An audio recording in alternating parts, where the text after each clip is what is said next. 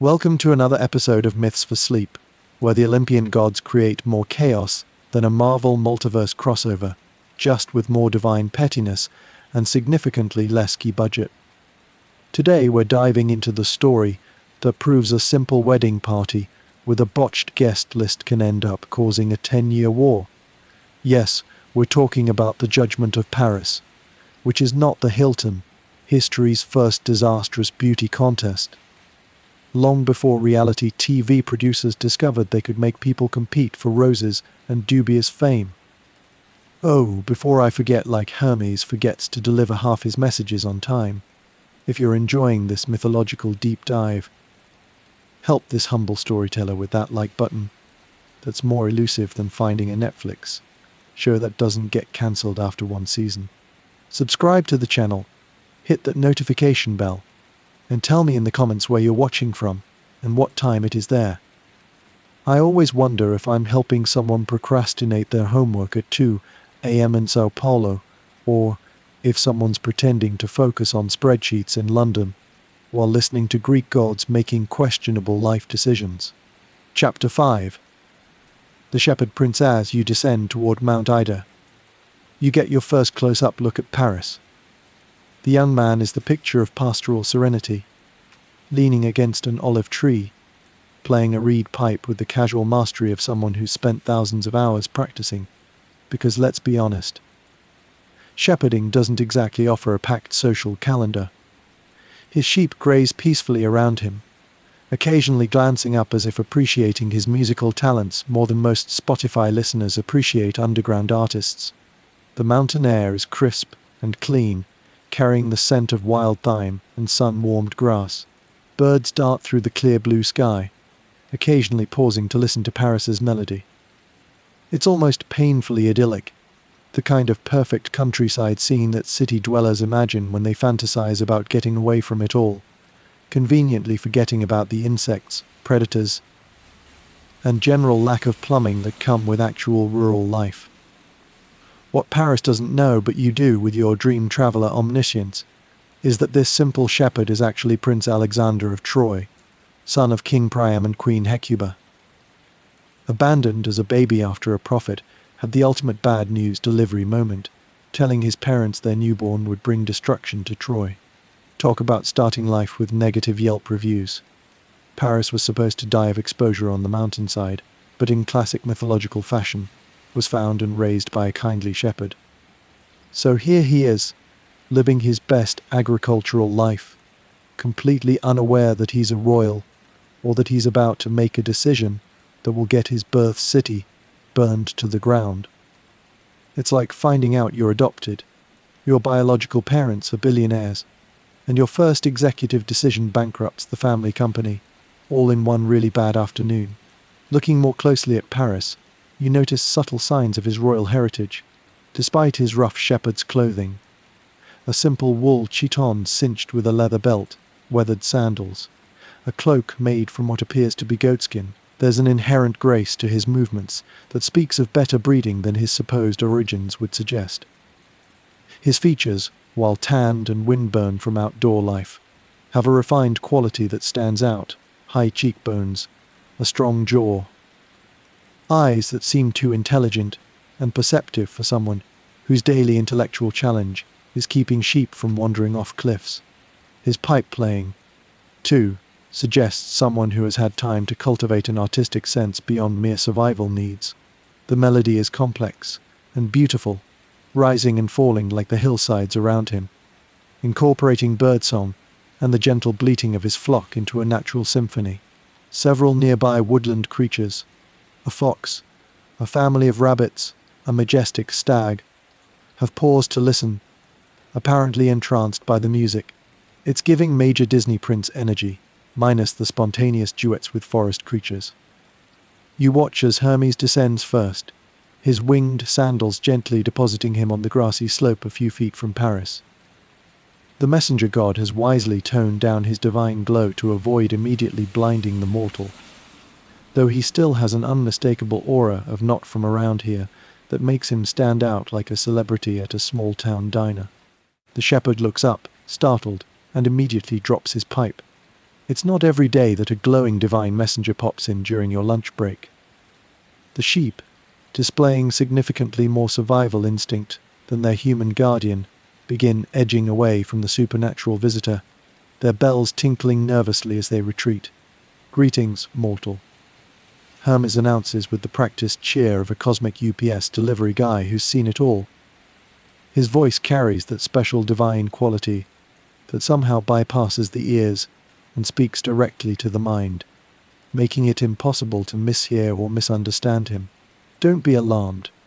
I bring you, well, not great news, actually, but definitely interesting news.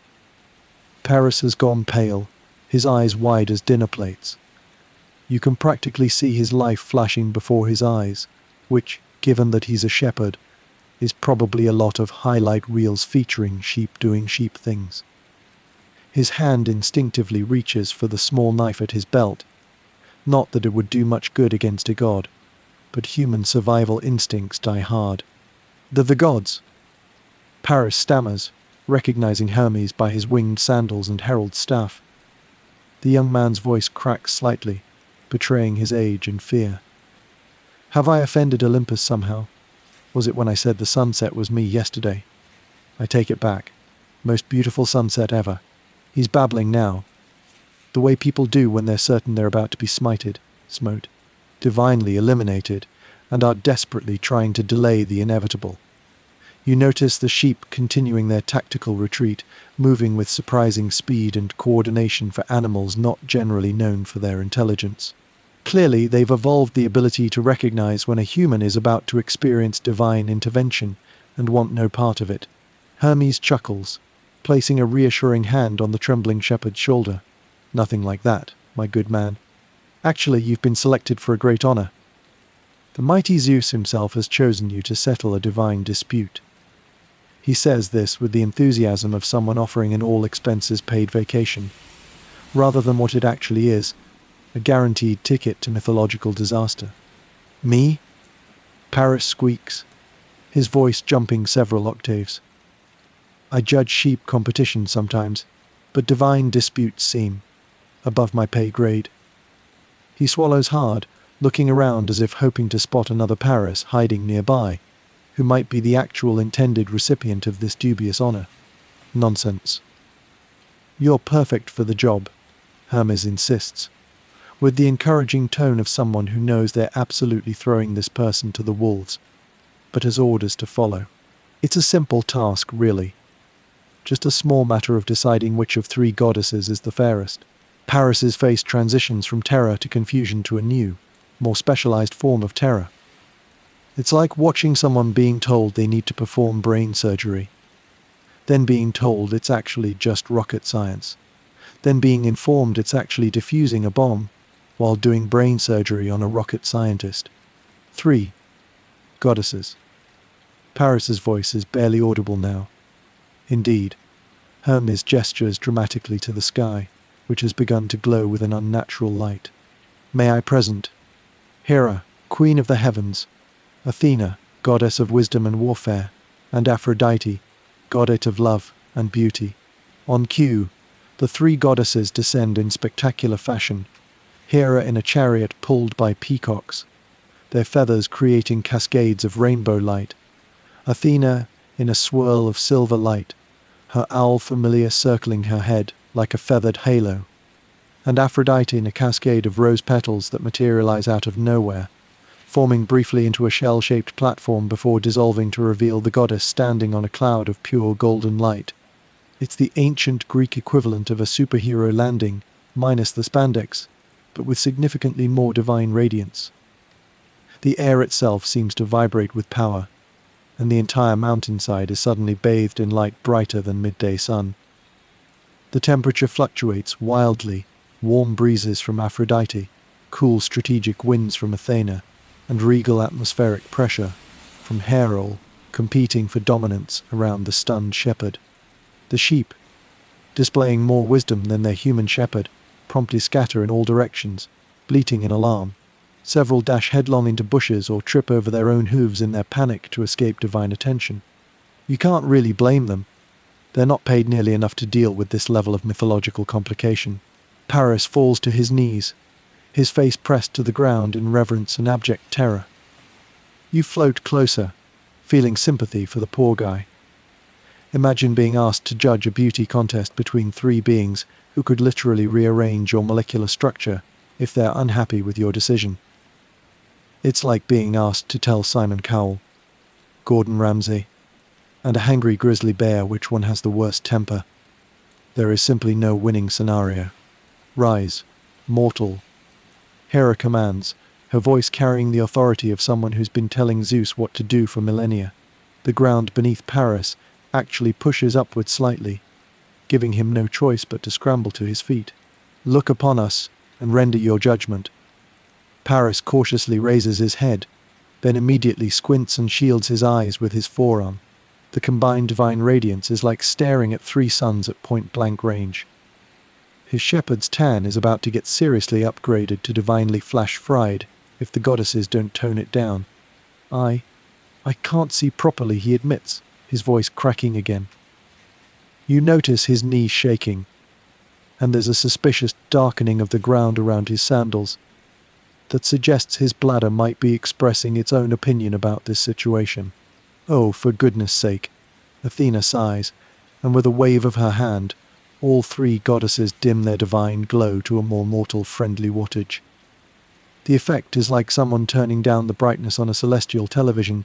They're still clearly divine and breathtakingly beautiful, but now Paris can actually look at them without risking permanent retinal damage. Now able to see without his eyeballs melting, Paris slowly gets to his feet, looking like someone who just realized they accidentally walked into the wrong restroom, but multiplied by about 1,000 in terms of embarrassment and potential consequences. His gaze darts between the three goddesses, and you can almost see his brain short-circuiting as it tries to process the divine perfection before him. Each goddess is the absolute pinnacle of beauty in her own distinct way. Hera radiates regal majesty, tall, statuesque, with an imperious beauty that commands respect. Her features are perfect in a classical sense, her bearing that of someone born to rule. She practically has queen written all over her, though not literally. That would be tacky, and Hera is never tacky. Athena's beauty is more austere and athletic, the beauty of perfect proportion and function. Her grey eyes hold intelligence that seems to see right through Paris, analysing and calculating his every reaction. There's something intimidating about her perfection, like a flawless diamond that can cut through anything but remains itself unmarred. Aphrodite, by contrast, is beauty made flesh, or whatever divine substance gods are actually made of. She doesn't just look beautiful, she embodies beauty itself. Her features seem to shift slightly as Paris looks at her, becoming whatever his personal ideal of beauty might be. It's not shape-shifting exactly, more like she's the template from which all other beauty is derived, automatically adapting to the beholder's deepest aesthetic preferences. Most honoured goddesses, Paris begins, his voice trembling. I am but a simple shepherd. Surely there are more qualified judges. Zeus has chosen you. Hera interrupts, her tone making it clear that disagreeing with Zeus's decisions is generally not conducive to a long and healthy life. Now, examine us carefully and award this golden apple. She holds up the troublemaking fruit to the fairest among us. Paris looks from one goddess to another, the full impossibility of his situation dawning on his face. It's the look of someone who's just been asked to defuse a bomb with dental floss while blindfolded. Sweat beads on his forehead, despite the pleasant mountain breeze, and his shepherd's staff trembles in his white-knuckled grip. Take your time. Aphrodite purrs, adjusting her already perfect appearance with a casual flick of her wrist. A cascade of golden lights shimmers around her briefly, like tiny stars orbiting her form. This is an important decision. The subtle emphasis on important somehow manages to convey both choose wisely and choose me, or else simultaneously. It's a masterclass in divine passive aggression. Yes, do consider carefully. Athena agrees, her owl familiar giving Paris a penetrating stare that makes him fidget uncomfortably. Some decisions echo through eternity. Some decisions end poorly for those who make the wrong choice. Hera adds with a pleasant smile that doesn't quite reach her eyes. One of her peacocks lets out a shriek that sounds disturbingly similar to a human scream of terror. Paris swallows hard, his Adam's apple bobbing like a fishing float in a storm. Perhaps, he suggests weakly, the goddesses might elaborate on their qualities to help me make an informed decision. It's a desperate delaying tactic, but not a bad one under the circumstances. Hermes nods approvingly. Excellent suggestion. Each goddess shall state her case, and then you shall render judgment. He looks relieved to have a structured process, however temporary, to prevent immediate divine catastrophe. I shall begin, as is my right as queen, Hera announces, stepping forward with a grace that makes the wildflowers bend slightly in her direction, as if bowing. The air around her shimmers with golden light, and for a moment, a spectral crown appears above her head, glittering with stars that might actually be real captured celestial bodies. Mortal, she addresses Paris, behold the Queen of Heaven, wife of Zeus, protector of marriage and family. Her voice carries power like thunder carries sound. You don't just hear it, you feel it in your bones. My beauty is the beauty of sovereignty and divine right. It is the beauty that commands and protects, that builds civilizations and ensures their continuity. She makes a sweeping gesture, and suddenly the mountainside around them seems to transform. Paris gasps as he sees visions of mighty cities, prosperous kingdoms, royal courts filled with splendor and riches beyond imagination. This is the world of kings and queens, of order and hierarchy, Hera continues. This is my domain, and its beauty reflects my own. The vision fades, leaving Paris looking dazed. Award me the apple, Hera concludes, and I shall make you a king, whose name will be remembered for all time. Your power will stretch across Asia and Europe. Nations will tremble at your word. Paris blinks rapidly, clearly trying to process the fact that he's just been offered kingship by the Queen of Heaven herself. It's quite an upgrade from watching sheep scratch themselves against rocks all day. Before he can respond, Athena steps forward. Where Hera's approach was all regal intimidation, Athena moves with focused precision, each step placed exactly where it should be. Not a wasted movement, not an ounce of unnecessary energy expended. Paris, she begins, and like before, the shepherd startles at the use of his name. The goddess's grey eyes seem to see through him, past flesh and bone to the very essence of his being. Power without wisdom is a ship without a rudder, impressive until it crashes upon the rocks. With a gesture from her spear, the landscape shifts again. Paris now sees battlefields where clever generals defeat larger forces, councils where wise rulers make decisions that save their people, inventors and scholars creating works that transform societies. This is the beauty of the mind, the beauty that solves, that creates, that understands. This is my domain. Her owl familiar swoops down, circling Paris's head once before returning to her shoulder. As it passes, Paris's eyes widen, as if seeing something previously hidden from him. Choose me, Athena says simply, and I will give you wisdom and skill in battle beyond any mortal born of woman. No enemy will defeat you. No problem will confound you.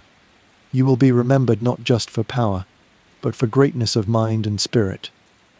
Paris's expression has changed from terror to genuine fascination. You can almost see his thoughts racing as he contemplates this offer. Not just power, but the wisdom to use it well. It's like being offered not just a winning lottery ticket, but the financial acumen to make it last a lifetime. Before he can fully process Athena's offer, Aphrodite moves forward. Unlike her competitors, who commanded attention with power and intellect, Aphrodite simply exists, and suddenly nothing else in the entire world seems quite as important or interesting. Flowers bloom spontaneously where her feet touch the ground, their colors more vibrant than should be naturally possible. The very light seems to caress her, highlighting every perfect feature. She doesn't circle Paris or stand imposingly before him. Instead, she moves close, perhaps a bit too close for someone trying to make an objective judgment, and smiles a smile that probably should be registered as a lethal weapon in most jurisdictions. The air fills with a scent that isn't quite perfume, more like the essence of desire itself made tangible. "Paris," she murmurs, her voice somehow both a whisper and the only sound he can hear. "Thrones and wisdom are well and good, but what is life without love?" She gently turns his face toward hers with one perfect finger, her touch causing him to shiver visibly. Power fades. Kingdoms fall. Even wisdom grows dull with age. But beauty... She gestures to herself with a motion so graceful it makes ballet dancers look like stumbling toddlers. Beauty inspires the songs that outlast empires. As she speaks, the air around them fills with the scent of roses, and Paris's eyes glaze over slightly as a vision appears before him. A woman of such breathtaking beauty that even you, as an incorporeal dream traveler, feel your non-existent heart skip a beat. Helen of Sparta, with her legendary face that could apparently launch ships, as well as marriage proposals, though the ship's part comes later in this particular tragedy. "Give me the apple," Aphrodite continues, her voice like honey, "and I will give you the most beautiful woman in the world as your wife." Helen of Sparta, whose face has launched 1,000 marriage proposals, all rejected. Until you. She doesn't mention that this includes Helen's current husband, Menelaus, a minor detail that will become somewhat important later, in the causing a decade-long war sense. "Imagine," she whispers, close enough now that her breath caresses Paris's ear, "being loved by her, holding her, having every man in the world envy you." Her fingers trace a line along his jaw, and you swear you can see actual sparks of pink light following her touch. What good is a kingdom if your bed is cold? What use is wisdom if your heart is empty? Paris swallows hard, his shepherd's cloak suddenly feeling too warm, despite the mountain breeze. The poor guy looks completely overwhelmed, like someone who went to a car dealership, expecting to look at used sedans, and is suddenly being offered a choice between a tank, a spaceship, and a time machine. Hermes coughs delicately, breaking the spell of Aphrodite's words. "Well, there you have it. 3 goddesses, 3 compelling offers." He gives Paris an encouraging pat on the shoulder that's a little too forceful, nearly knocking the dazed shepherd over. Take all the time you need to decide. No pressure. Just the fate of nations and your personal future hanging in the balance. Totally routine stuff. Paris looks desperately at Hermes, silently pleading for help. But the messenger god just gives him a "you're on your own" buddy shrug and steps back. Divine messengers deliver the mail. They don't help you figure out what to do with it. The 3 goddesses arrange themselves before Paris, each striking a pose that emphasizes their particular brand of divine perfection. The golden apple gleams tantalizingly in the sunlight, its inscription, "To the fairest," seeming to mock the impossibility of the choice. The choice before Paris is basically ultimate power, ultimate wisdom, or ultimate hotness. It's like the world's most consequential game of marry, kill, befriend, except with rule the world, become the smartest, and score the ancient world's top supermodel. You float there, watching this young man stand at the crossroads of mythology, knowing what his choice will bring: war, destruction, the fall of Troy, countless deaths, and epic poetry that will torture high school students for millennia. If only you could shout, "Dude, these are goddess bribes. There's no good choice here. Run. Go back to your sheep." They don't start wars. But Paris doesn't see the red flags. He sees only the visions each goddess has planted in his mind: a throne, a general's victory, a beautiful woman's embrace. And as he looks from one divine face to another, you can already see which way he's leaning. Paris, like countless men before and after him, is about to think with the wrong head. The fate of Troy, the lives of heroes yet unborn, the entire course of Mediterranean history, all hanging in the balance as a shepherd prince weighs divine bribes with the decision-making skills of a reality TV contestant. The apple gleams in Paris's hand as he hefts it uncertainly, catching the sunlight as history holds its breath, waiting to see which way destiny will fall. In the distance, a wolf howls, perhaps sensing the approach of war, or perhaps just expressing the cosmic, or know that Paris himself is too overwhelmed to vocalize. Chapter 6.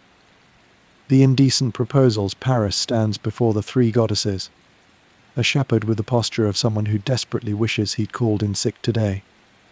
You hover nearby, your dream traveler status giving you the best seat in the house for what's essentially the ancient Greek version of The Bachelor, Olympian edition, except with civilization-ending consequences instead of just Twitter drama.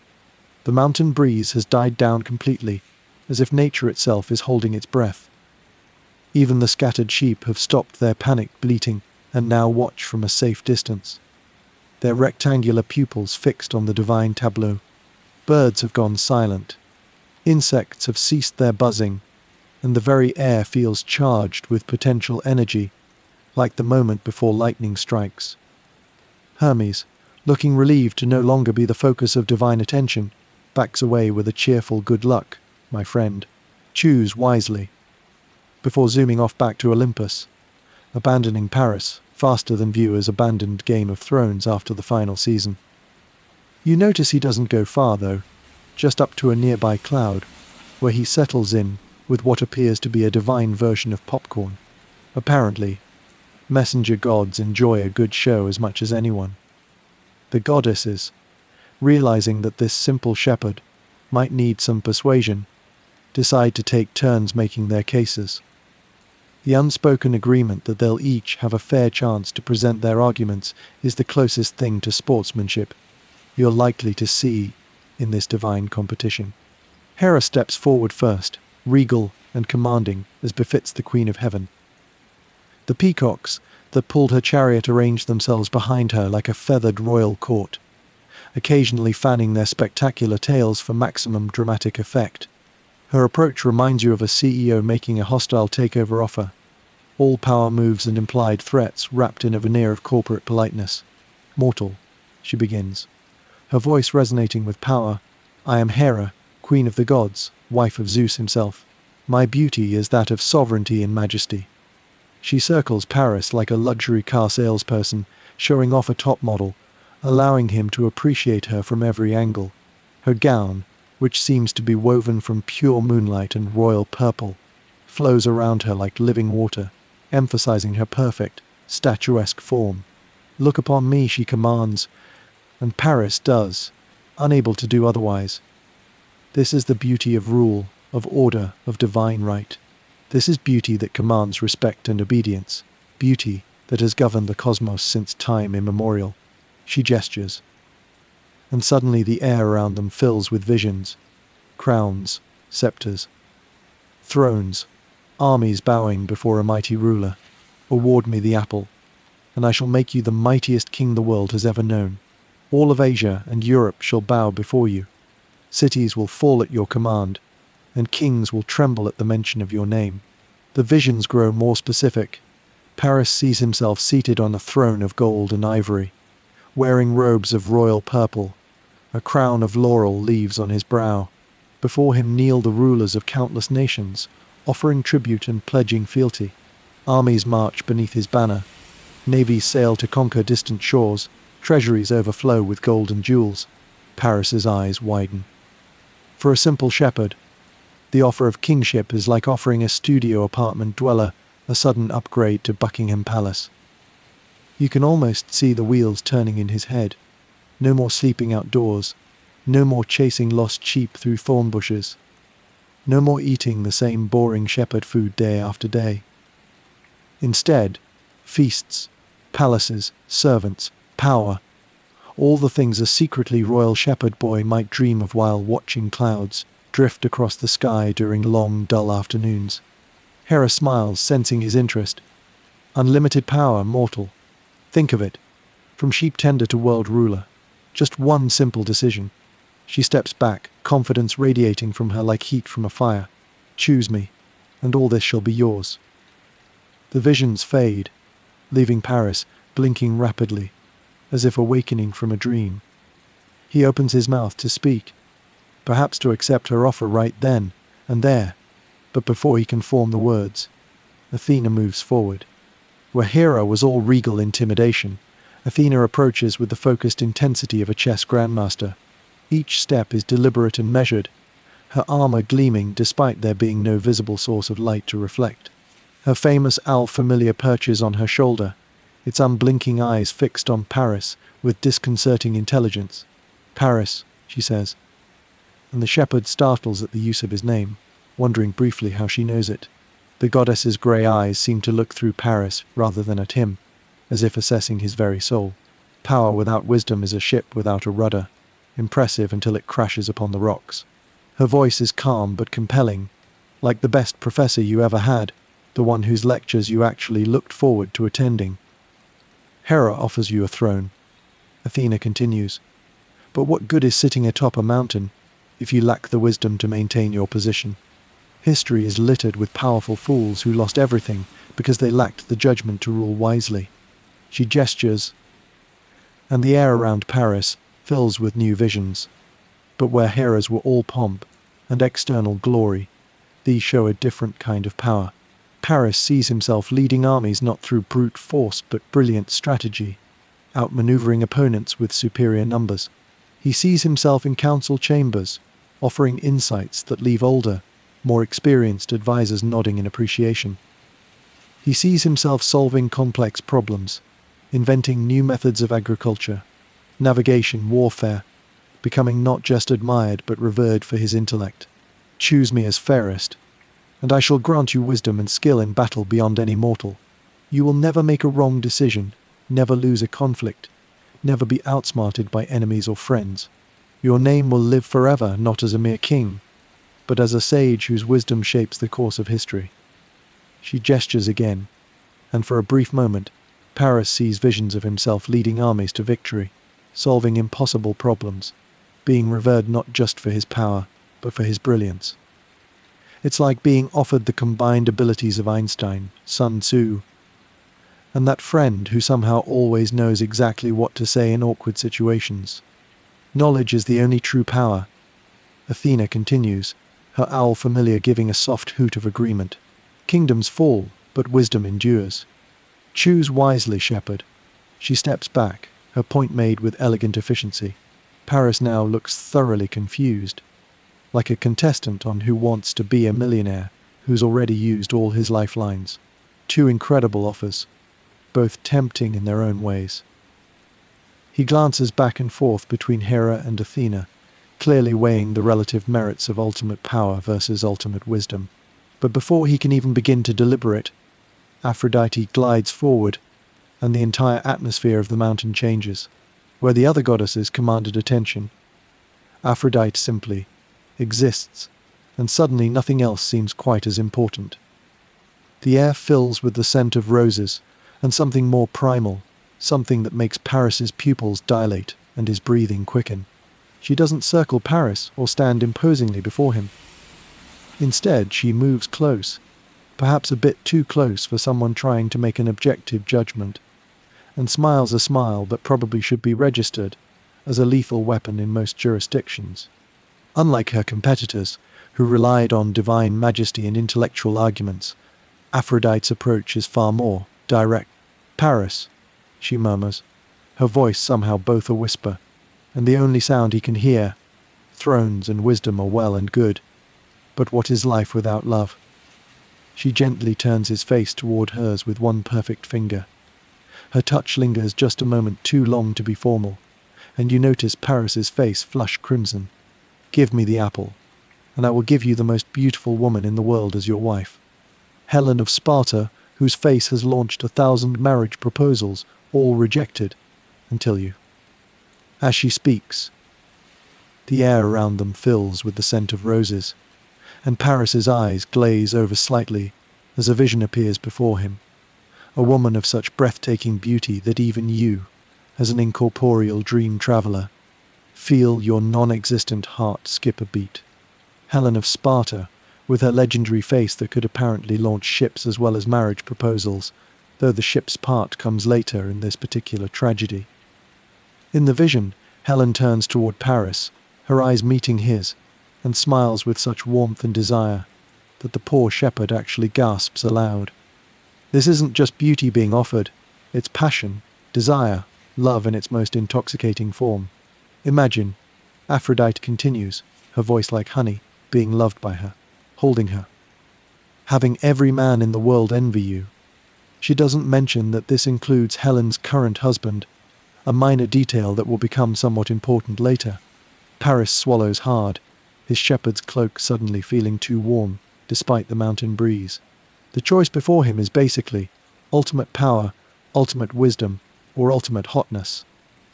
It's like the world's most consequential game of marry, kill, befriend. Except with rule the world, become the smartest, and score the ancient world's top supermodel. You float there, watching this young man stand at the crossroads of mythology, knowing what his choice will bring: war, destruction, the fall of Troy, countless deaths, and epic poetry that will torture high school students for millennia. If only you could shout, dude, these are goddess bribes. There's no good choice here. Run. Go back to your sheep. They don't start wars. But Paris doesn't see the red flags. He sees only the visions each goddess has planted in his mind: a throne, a general's victory, a beautiful woman's embrace. And as he looks from one divine face to another, you can already see which way he's leaning. Like so many men before and after him, Paris is about to make a decision with the wrong head. The apple gleams in his hand, catching the sunlight as history holds its breath, waiting to see which way destiny will fall. The fate of thousands, the rise and fall of cities, the lives of heroes yet unborn, all hanging on the decision of a shepherd who, until about 20 minutes ago, was having a perfectly ordinary day herding sheep. Chapter 7. The fatal choice. Paris stands frozen in indecision, holding the golden apple like it's a live grenade with the pin pulled. You hover anxiously nearby, your dream traveler status giving you the dubious privilege of watching someone make possibly the worst decision in mythological history. It's like witnessing someone type their entire life savings into a Nigerian prince email scam, except with more divine wrath and a future war thrown in. The three goddesses wait with varying levels of patience. Hera taps her royal foot, creating minor earthquakes in distant lands with each tap. Small animals in a valley 5 miles away scurry for cover, confused by the rhythmic tremors. Athena stands perfectly still, her calculating grey eyes never leaving Paris's face, occasionally exchanging glances with her owl, as if they're silently discussing the shepherd's potential. Aphrodite simply smiles that devastating smile, occasionally tossing her hair in a way that causes several nearby flowers to spontaneously bloom, and 3 passing birds to crash into each other mid-flight. The tension on the mountainside is so thick you could cut it with Achilles' sword. The moment stretches, seconds feeling like hours. Even the scattered sheep seem to be holding their breath, watching their human from safe distances with uncharacteristic focus. In the clouds above, Hermes been joined by several minor deities, all eagerly watching the drama unfold like it's the season finale of the most popular show on Mount Olympus. Finally, Paris takes a deep breath. You find yourself holding your non-existent dream traveler breath too. Here it comes, the decision that launched 1,000 ships and one very long epic poem. This is difficult. Paris begins diplomatically, displaying the kind of optimistic naivety of someone who thinks they can actually let down 2 goddesses gently. Each of you is truly magnificent in your own way. Yes, we're all special snowflakes, Hera interrupts, her patience visibly thinning. The sky darkens slightly above her, and distant thunder rumbles. Make your choice, shepherd, before you die of old age, which I might remind you could happen quite prematurely depending on your decision.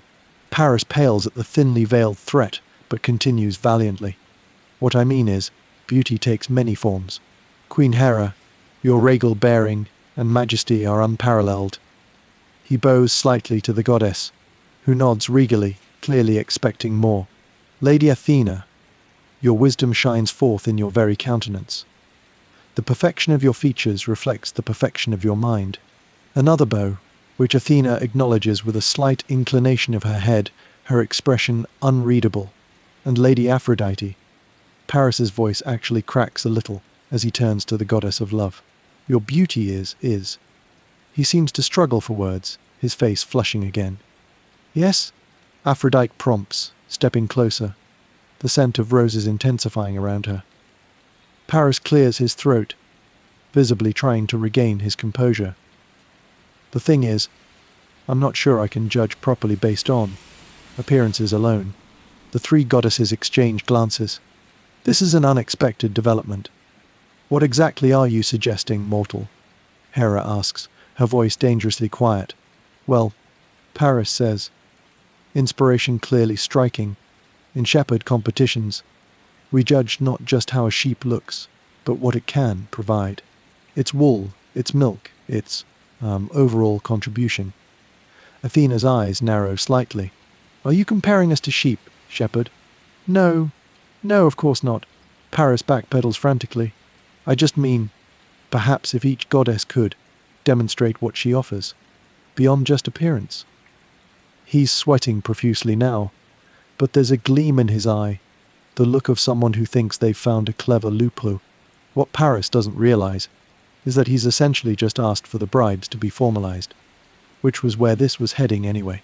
But the goddesses, amused by his transparent attempt at diplomacy, decide to play along. Very well, Hera declares, stepping forward. I shall demonstrate what I offer. With a wave of her hand, the mountaintop transforms. Suddenly Paris finds himself standing in a magnificent throne room. The walls are of polished marble veined with gold, the floor inlaid with precious stones, the ceiling a dome of pure crystal that catches the light in rainbow patterns. Servants and courtiers bow deeply as Paris passes, his shepherd's garb replaced by robes of royal purple and gold. This could be yours, Hera's voice echoes around him. Not just the trappings of power, but true authority. Nations would kneel before you. Your word would be law. Your name would be spoken with awe for generations to come. The vision is so real that Paris reaches out to touch the throne, a magnificent construction of gold and ivory, draped with the finest silks. His fingers meet solid material, and his eyes widen in shock. This is no mere illusion, Hera assures him. I am the Queen of Heaven. What I promise, I can deliver. With another gesture, the throne room vanishes, and they are back on the mountainside. But Paris's expression has changed. There's hunger in his eyes now, a yearning for the power he just glimpsed. Before he can speak, Athena steps forward. My turn, she says simply. She touches Paris's forehead lightly, and suddenly his mind explodes with knowledge. Languages he never knew he could speak flow through his consciousness. Military strategies of breathtaking brilliance unfold before his mind's eye. Solutions to problems he didn't even know existed present themselves with perfect clarity. For a brief, dizzying moment, Paris understands everything. The movements of the stars, the patterns of the tides, the deepest secrets of nature and mankind. This is what I offer, Athena says quietly. Not just knowledge, but understanding. Not just facts, but wisdom. The ability to see beyond the surface to the truth beneath. She removes her hand, and Paris staggers, the vast influx of knowledge receding like a wave pulling back from shore. But traces remain. He can still feel the edges of that cosmic understanding, tantalizingly close. That was, he whispers, awestruck. I never imagined. Few do, Athena replies simply. Knowledge is often undervalued until one has tasted it. Paris turns to Aphrodite, who has been watching the other goddesses' demonstrations with amused tolerance. And you, Lady Aphrodite, what would you show me? Aphrodite smiles, and it's like watching the sun rise after the longest night of winter. Oh, I don't need elaborate visions or mind-altering experiences, Paris. My gift is much simpler. She snaps her fingers, and a small reflecting pool appears at Paris's feet. Look. Paris peers into the water, and the surface ripples to show a woman. Not just any woman, Helen of Sparta, moving through her palace, unaware she's being observed. She is, without question, the most beautiful mortal woman who has ever lived. Her features have a perfection that approaches divinity while remaining tantalizingly human. But beyond her physical beauty There's a grace to her movements, a light in her eyes that speaks of a spirit as lovely as her form. As Paris watches, entranced, Aphrodite speaks softly. She could be yours, Paris. Not as a vision, not as a concept, but as a living, breathing woman. To hold, to love, to be loved by. The most beautiful woman in the world, devoted entirely to you. Paris can't tear his eyes from the vision of Helen, but she's married, isn't she? To a king. Aphrodite waves this objection away as if it's of no more consequence than a pesky fly. Details, darling. Leave that to me. When love calls, such worldly concerns fall away like autumn leaves. Finally, Paris looks up from the pool, his expression dazed. He looks at each goddess in turn, Hera with her promise of power, Athena with her gift of wisdom, Aphrodite with her offer of love and beauty. 3 paths, 3 futures, 3 very different lives. For a moment, just a moment, you see something like genuine deliberation in his eyes. Perhaps he's weighing the long-term benefits of wisdom against the immediate gratification of power or passion. Perhaps he's considering what kind of man each choice would make him. But then his gaze drifts back to the pool, where Helen's image still shimmers, and that thoughtful look is replaced by something much more basic and predictable. With a deep breath, Paris extends his hand holding the golden apple and offers it to Aphrodite. "I choose the goddess of love and beauty," he announces, his voice steadier than it's been since this whole divine pageant began. Aphrodite is the fairest.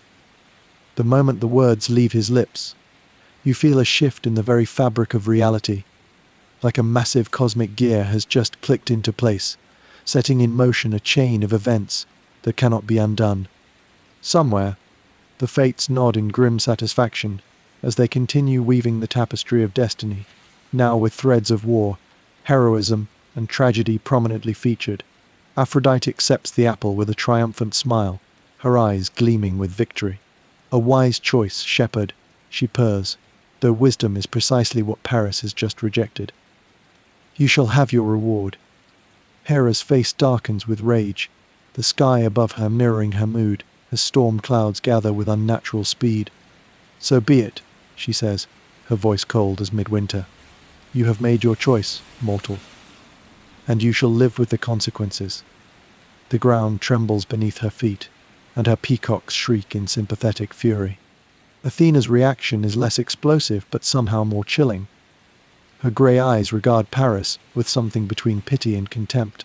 "You choose temporary pleasure over lasting greatness," she observes quietly. "Like so many before you. So be it."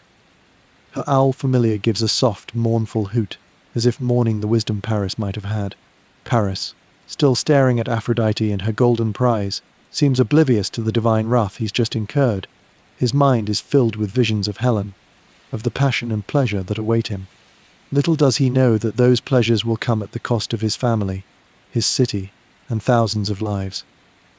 As Hera and Athena depart in a swirl of divine energy, their anger palpable in the sudden winds that whip across the mountainside, Aphrodite lingers, cradling her golden apple with smug satisfaction. "Don't worry about them," she tells Paris confidently. "They're just poor losers. Now, about your prize." She leans close, whispering instructions in his ear, how he must travel to Sparta, how he will be received as a guest in King Menelaus's palace, how Helen will be unable to resist him once Aphrodite works her divine magic. Paris listens, entranced, nodding eagerly. The shepherd who woke up this morning concerned only with finding good grazing for his flock will go to sleep tonight, planning to seduce the wife of a powerful king. All because he chose beauty over power or wisdom, a choice that will define not just his life, but the fate of nations. As Aphrodite finally departs in a shower of rose petals, leaving Paris alone with his scattered sheep and his world-changing decision, you can't help but reflect on the irony. This shepherd prince, abandoned because of a prophecy that he would destroy Troy, has just taken the first irreversible step toward fulfilling that very prophecy. The judgment of Paris is complete. The die is cast. The apple has been awarded. And the countdown to the Trojan War has begun. Chapter 8. Helen, the face that launched 1,000 ships following Aphrodite's instructions. Paris has abandoned his shepherd's life without a backward glance. You watch as he journeys from Mount Ida to Troy, where his true identity as Prince Alexander, son of King Priam and Queen Hecuba, is miraculously revealed. It's like a particularly dramatic episode of a royal family reality show, complete with tearful reunions, shocked courtiers, and one very confused king wondering how his supposedly dead infant son has returned as a fully grown shepherd with questionable decision-making skills. The revelation comes about when Paris, now dressed in finer clothes borrowed from a merchant he befriended on the journey to Troy, enters the city to participate in funeral games being held in honor of himself. Yes, the royal family has been commemorating the death of their infant son for all these years, blissfully unaware that the deceased is actually tending sheep on a nearby mountain. It's the kind of cosmic irony the Greek gods particularly enjoy. Paris, never one to miss an opportunity to show off, enters the athletic competitions and proceeds to defeat all of Priam's other sons, his own brothers, though he doesn't know it yet. When he stands victorious, accepting his prizes before the royal family, his sister Cassandra suddenly starts screaming, "It's him. It's Paris. The doom of Troy has returned," she shrieks, pointing at the bewildered shepherd. Everyone ignores her. Of course, Cassandra's whole deal is that she can accurately predict the future, but is cursed to never be believed. It's the ancient Greek equivalent of having a perfect credit score but being blacklisted by every bank anyway. But Cassandra's outburst prompts Paris's former shepherd father to step forward and reveal the truth. How he found an abandoned royal baby on the mountainside. How he couldn't bring himself to let the child die. How he raised the boy as his own. Tokens left with the infant, a royal seal, a distinctive medallion, confirm his identity beyond doubt. King Priam, overwhelmed with joy at finding his lost son alive, immediately embraces Paris and welcomes him back to the royal family, completely forgetting about that pesky will cause the destruction of Troy prophecy in his excitement. Queen Hecuba weeps with happiness, seeing only her beautiful son return to her, not the harbinger of doom foretold by the prophets. And so Paris, who just days ago was herding sheep and playing reed pipes, now finds himself a recognized prince of the most powerful city in the region, draped in royal robes, adorned with gold and jewelry, and attended by servants. If this were a modern story, there'd be a training montage of Paris, learning how to use the right fork at banquets and trying not to trip over his new fancy sandals. But Paris hasn't forgotten Aphrodite's promise. If anything, his newly recognized royal status makes him even more determined to claim his divine prize, Helen of Sparta, the most beautiful woman in the world. After all, what better way to cement his return to royalty than by winning the legendary beauty as his bride? The minor detail that she's already married to King Menelaus of Sparta doesn't seem to trouble him much. King Priam, eager to establish his newly found son in diplomatic circles, agrees to send Paris as an envoy to Sparta. It's meant to be a goodwill mission, a chance for the young prince to gain experience in statecraft, while strengthening ties between Troy and the Greek kingdoms. What Priam doesn't know is that his son is going with the express purpose of seducing and abducting the host's wife, with the full backing of Aphrodite, goddess of love, and apparently questionable ethics. It's like sending someone to a business conference with secret instructions to steal the CEO's spouse. Not generally considered best practice in international relations. You follow along as Paris sails across the Aegean, your dream traveler status allowing you to witness his journey from the most powerful city in Asia Minor to the heart of Greek power. The Trojan fleet is impressive, sleek ships with painted prows, skilled sailors navigating by stars and currents, royal banners fluttering in the sea breeze. Paris stands at the bow of the lead vessel, the wind tussling his hair photogenically, looking every inch the prince on an adventure. If only that adventure won't commit adultery, violate sacred guest rights, and trigger international incident. The fleet arrives at Sparta, and Paris is received with all the ceremony due a visiting prince. King Menelaus, a burly, bearded man with a booming laugh and a reputation as a fierce warrior, welcomes the Trojan delegation warmly. He's the very picture of Greek hospitality, offering gifts, arranging feasts, providing comfortable accommodations for his guests. And then Helen enters the great hall.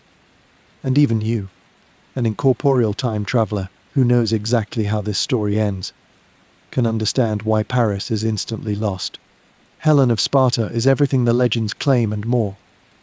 Her beauty is not just physical perfection, though she has that in abundance: golden hair that catches the light like polished metal, eyes the color of the Aegean at dawn, features so harmonious they seem designed rather than born. But there's something more, an inner light that makes her presence in the room feel like the sun breaking through clouds. When she speaks, her voice has a musical quality that makes even mundane phrases sound like poetry. When she moves, it's with a grace that makes every other person look awkward and ungainly by comparison. She is, in every sense, extraordinary, the kind of beauty that feels almost unnatural, as if the gods themselves, or at least one goddess in particular, had a hand in her creation.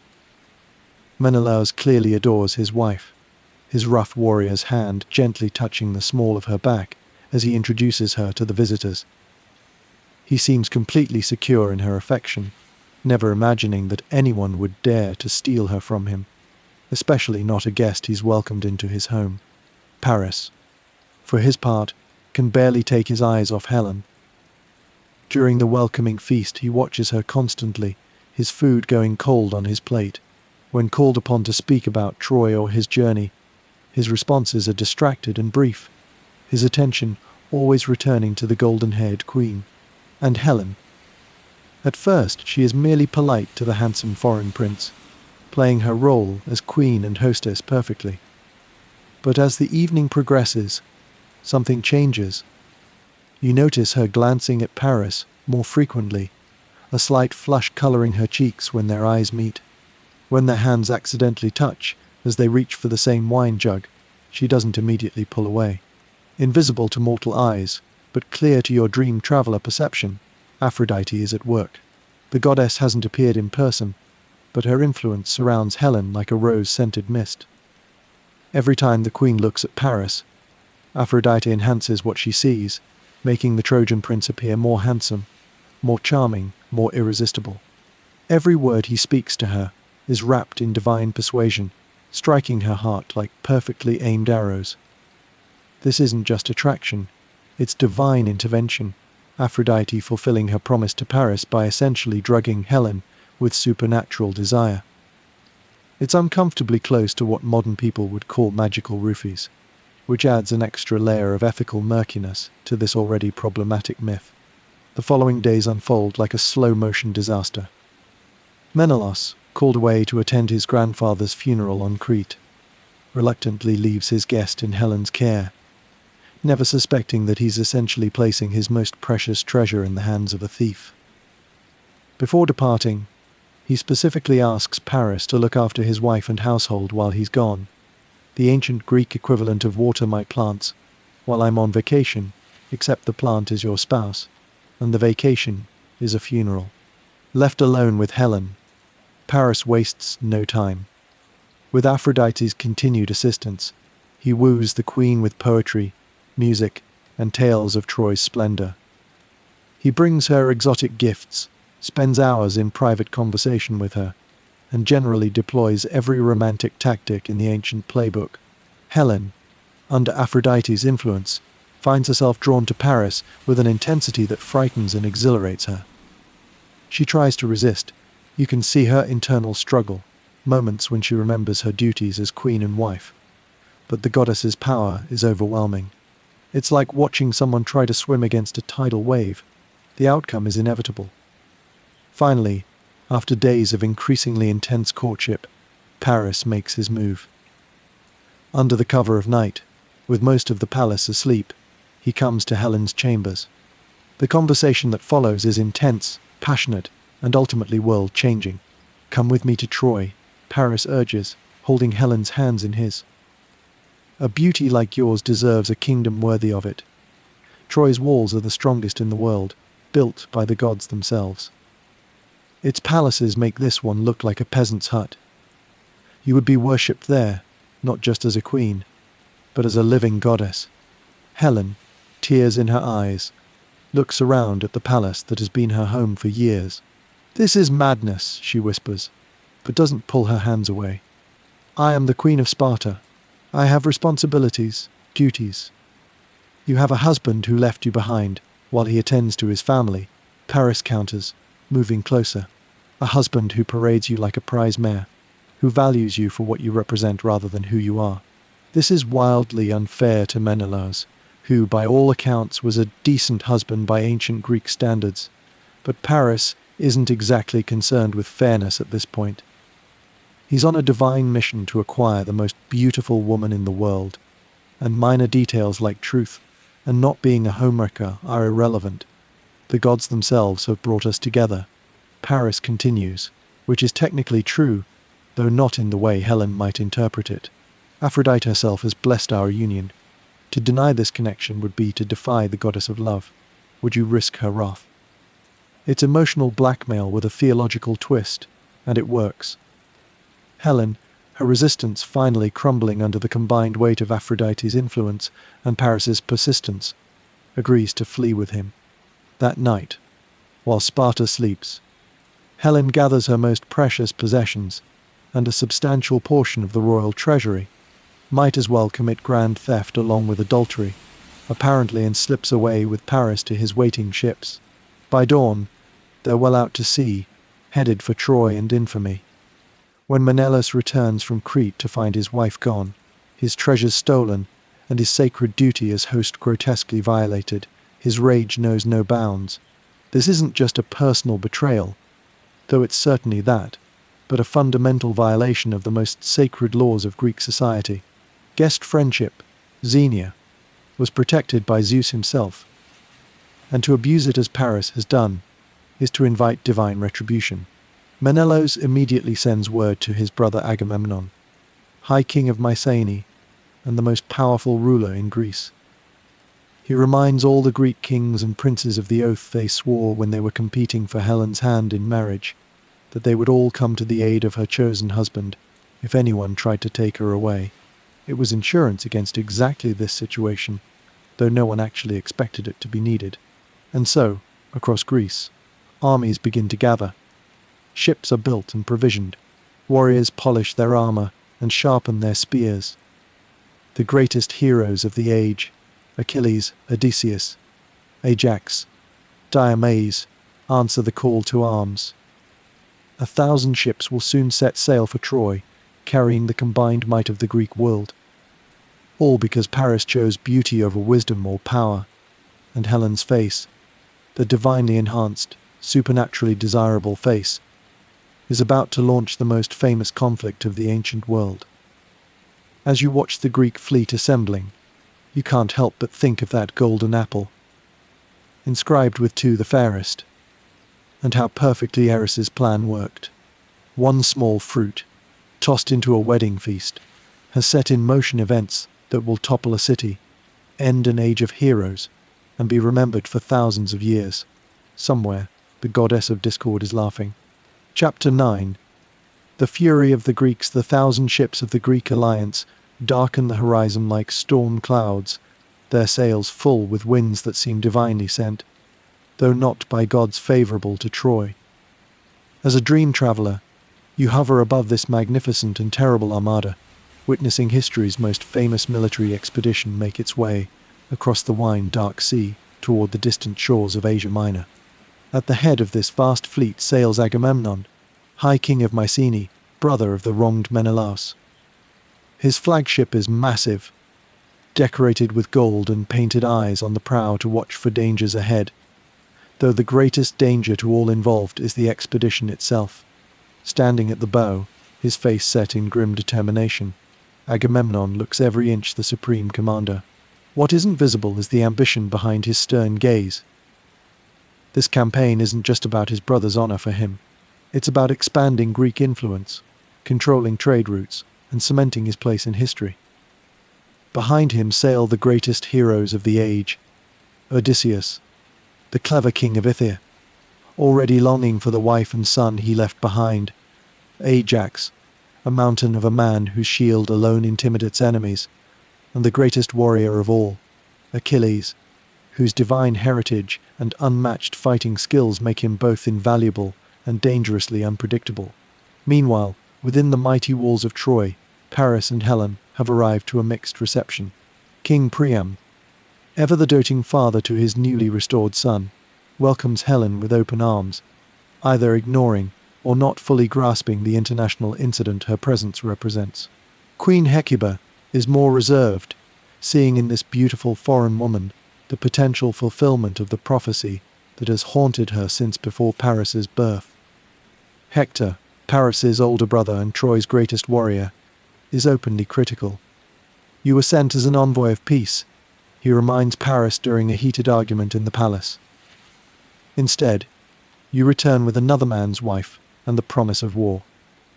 Was your own glory worth the blood of Troy?"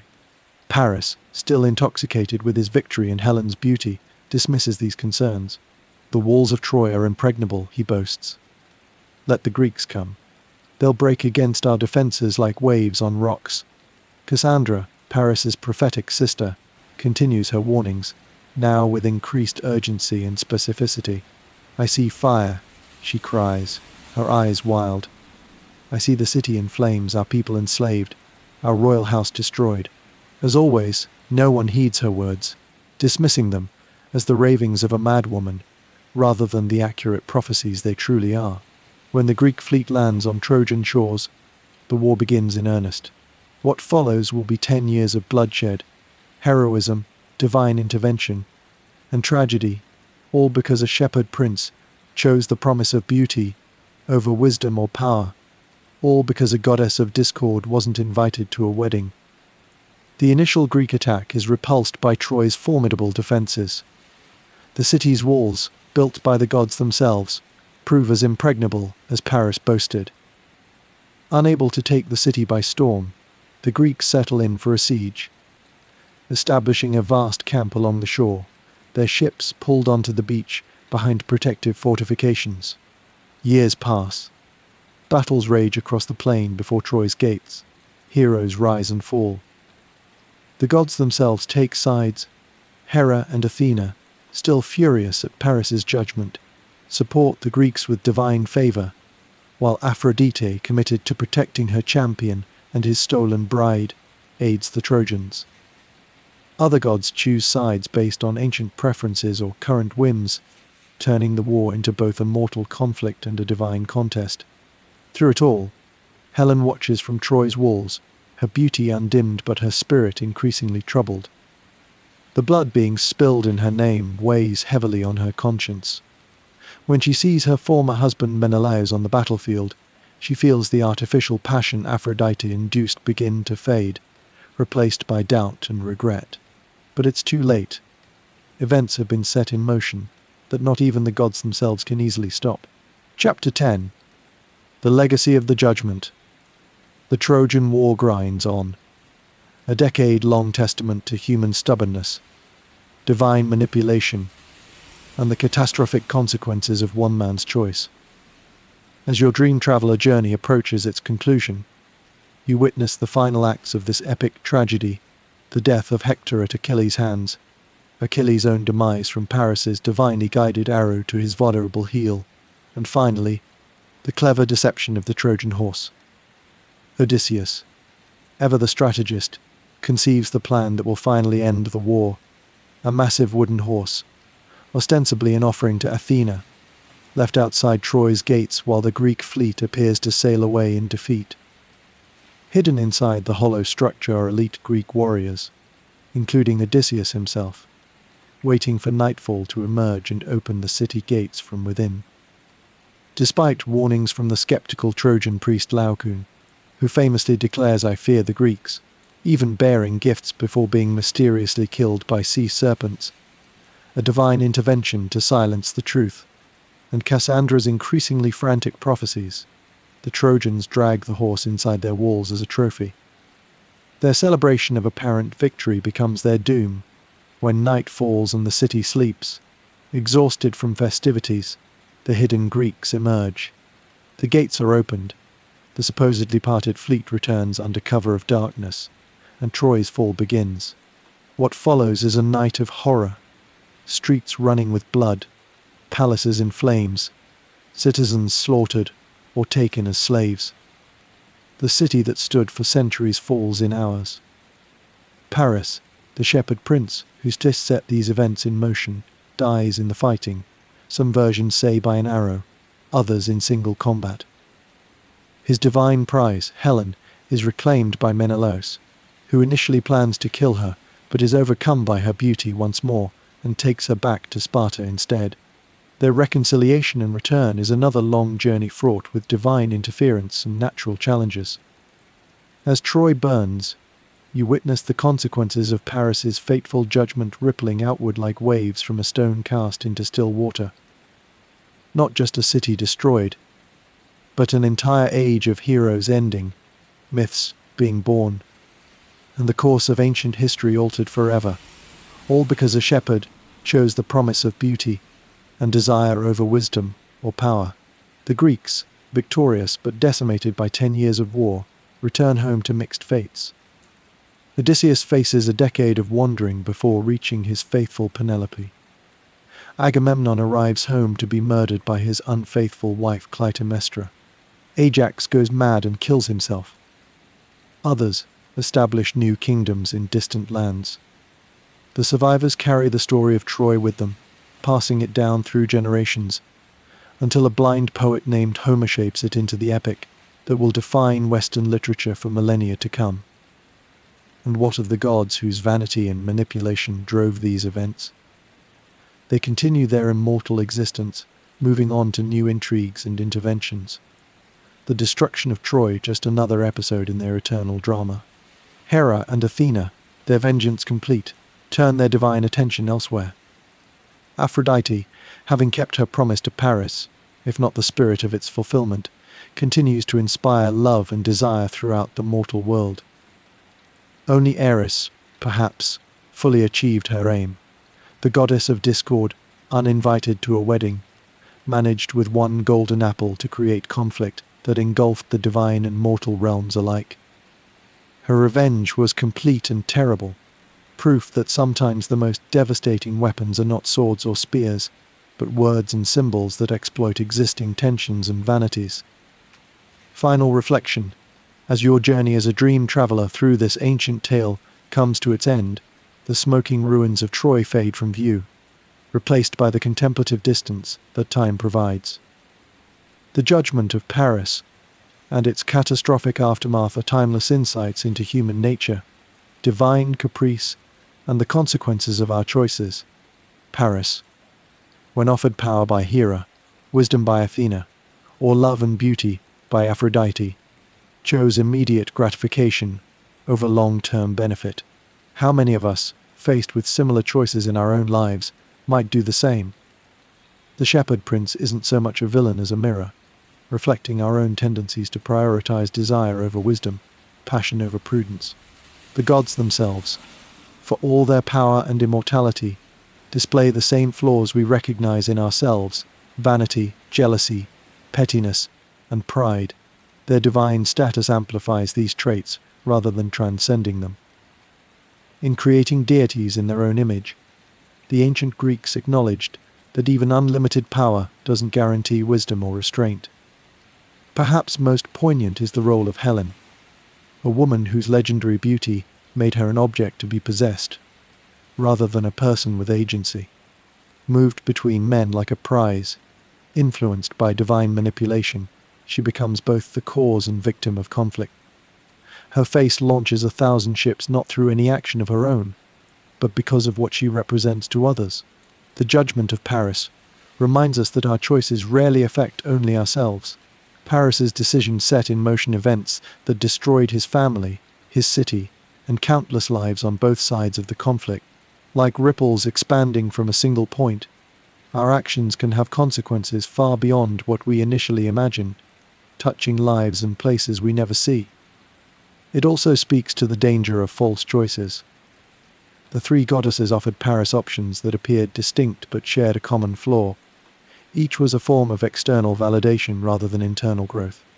True wisdom might have been rejecting all three bribes and finding his own path. But that option wasn't presented, or perhaps couldn't even be imagined within the framework of divine power dynamics. As you return from your mythological journey, carrying these ancient stories back to the present, consider what apples of discord might exist in your own world.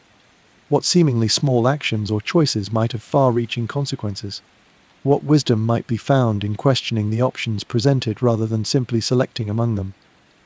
The tale of Paris, Helen, and the Trojan War has endured for thousands of years, not just because it's a thrilling story of heroes and gods, but because it continues to reflect truths about human nature that transcend time and culture. In the fateful choice of a shepherd on Mount Ida, we see our own choices, temptations, and potential for both greatness and folly.